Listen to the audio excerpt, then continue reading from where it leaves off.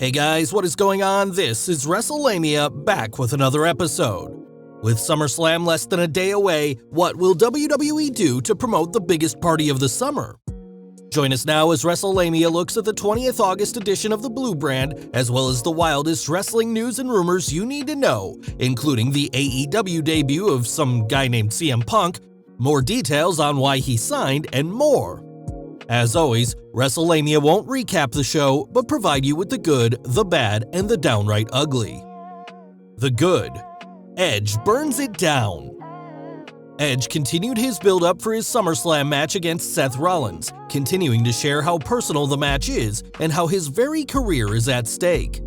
Wrestling's Rated R superstar brought up the very real possibility of his career ending if Rollins hits the curb stomp on his surgically repaired neck and made it clear he has to do more than defeat Rollins, he has to break him. The build-up for Edge vs. Seth Rollins continues to set new standards as both men find new ways to ramp up the hype for the already much-anticipated Dream Match. It's unknown whether Edge and Seth have been allowed to cut unscripted promos, but there's no getting around the fact that this program has been a lesson in how to hype a match. Corbin is still Mr. Money in the Bank. Baron Corbin found a way to keep his grubby hands on the Money in the Bank briefcase, eluding the rightful owner's attempt to get it back.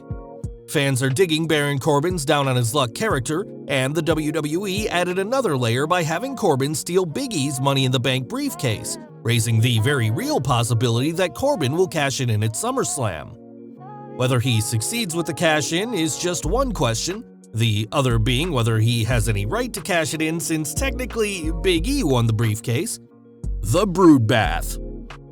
Smackdown has been brilliant with its use of callbacks to Edge's history, whether it's the time when Seth Rollins nearly ended his career several years back, or Edge's slow climb to the top. Tonight's use of Edge's music from his early days as a member of the Brood, followed by Rollins getting a brood bath, was a clever combination of nostalgia and special effects. Just another example of how great the Edge vs. Rollins hype has been. Reigns vs. Cena promos. John Cena and Roman Reigns continued with some excellent work on the microphone this week, as they exchanged some brutal barbs on their way to Saturday's Dream Match. Cena and Reigns' promos weren't as hot as last week, but they still showed how entertaining a back and forth between two wrestlers can be. The WWE wisely saved this for the end of SmackDown to avoid it being overshadowed by the downright great promo by Edge. Still, there was plenty to rave about in this verbal throwdown, save for Reigns' promise to retire, a point we'll address later on in our video. A tenable tag team. Congratulations to the WWE on building up a strong tag team with former NXT superstars Shotzi Blackheart and Tegan Nox.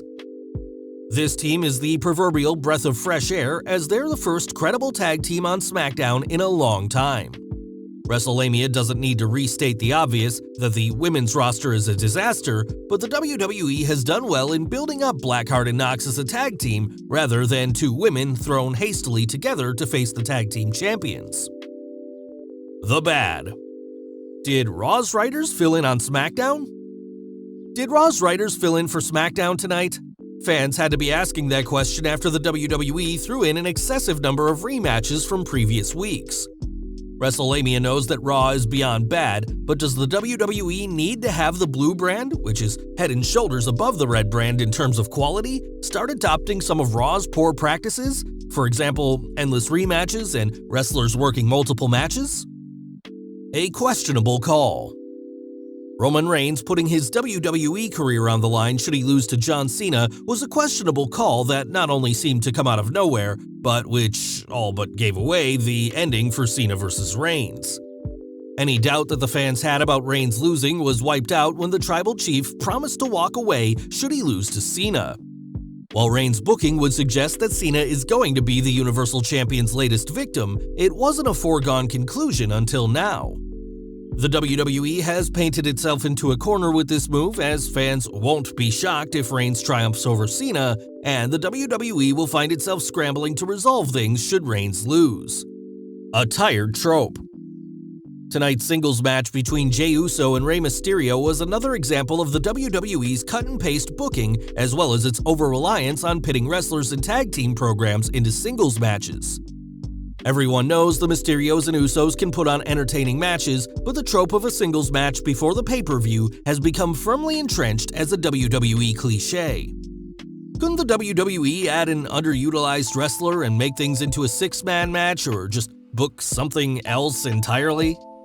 The Downright Ugly. Tonight's Smackdown didn't have any ugly segments, but it did have far too many rematches and several situations involving lazy booking. The WWE delivered by building its two biggest matches for SummerSlam, Edge vs. Rollins and Cena vs. Reigns, but it put the rest of the show on autopilot, and it showed.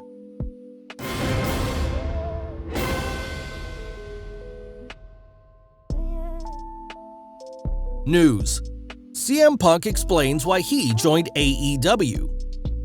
There are many reasons why CM Punk signed with AEW. Check out our recent video, 10 Reasons Why CM Punk is All Elite. And Punk made it clear during his AEW debut that he plans on addressing them over the next few weeks. However, Punk brought up one specific reason during Rampage's post-show media scrum, telling everyone, "You know, this goes back to one of the appealing things about AEW for me. It's a bit of a bummer of a topic.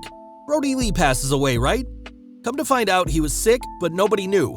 Nobody said anything to anybody because it's nobody's business. A lot of respect for everybody back here." It seems that AEW's handling of Mr. Brody Lee's health problems, particularly how it protected the Lee family's privacy, impressed Punk. Brody, love Brody, so seeing that, there's something about that, you know? If that were anywhere else, it would be all over the internet. His poor wife would be having to deal with that, on top of already dealing with this tragic event. Wrestlelamia has repeatedly reported on Punk's previous state of mind concerning the wrestling industry, and it's obvious the Second City Savior was both burnt out and disgusted with the industry after his experience in WWE. You may recall how Punk found more satisfaction making movies as he was tired of the broken promises that happen all too frequently in the industry. Whether Punk will keep his renewed sense of purpose in wrestling remains to be seen, but things are off to a great start for him, AEW, and most of all, his fans. Is the Fiend back? Is Bray Wyatt's demonic doppelganger the Fiend coming back? That's the question fans are asking as Wyatt's social media continues to drop more hints about Bray's future. Wyatt recently posted a sick-looking picture of what looks like a new version of his Fiend character. Although Wyatt can't use the Fiend per se, Wyatt's creative mind seems to be set on forging a lawyer-friendly evolution of the Fiend that will allow him to capitalize on the previous character's success. What do you think is next for Wyatt? Let us know in the comments below. CM Punk talks backstage heat in AEW. Now that CM Punk is All Elite, some are questioning whether the best in the world has any heat with anyone in the company, with Colt Cabana, Punk's former friend who later became embroiled in a lawsuit against him, being mentioned. Punk spoke with the media after Rampage, explaining, "I don't have a single problem with anybody that was here tonight. I don't think I need to do the gossipy stuff because it's a pretty positive night and there's no reason to be down or negative. Hopefully there is no bad blood between anyone and everyone can move on from the past. AEW has so much positive momentum right now that there's no need for any petty squabbling to interfere with the promotion's progress." CM Punk ice cream wrappers setting eBay on fire. Last but not least, CM Punk's return has set the internet on fire, shut down online sites selling merchandise, and likely made Vince McMahon's head explode. Now it looks like the wrappers for the free ice cream treats CM Punk promised fans at Rampage are going for big bucks on eBay. Ringside News tweeted screen captures of the bars going anywhere from $65 to $1,000, and while Wrestlelamia hasn't had time to confirm the auctions, it wouldn't surprise us, given the sheer bedlam going on concerning Punk's debut. Well guys, there you have it, the good, the bad, and the downright ugly from the 20th August Smackdown, along with the wildest news stories and rumors you need to know in wrestling. Be sure to leave your comments, and don't forget to subscribe to our channel, follow us on Instagram and Twitter, and I'll see you next time for some more wrestling content.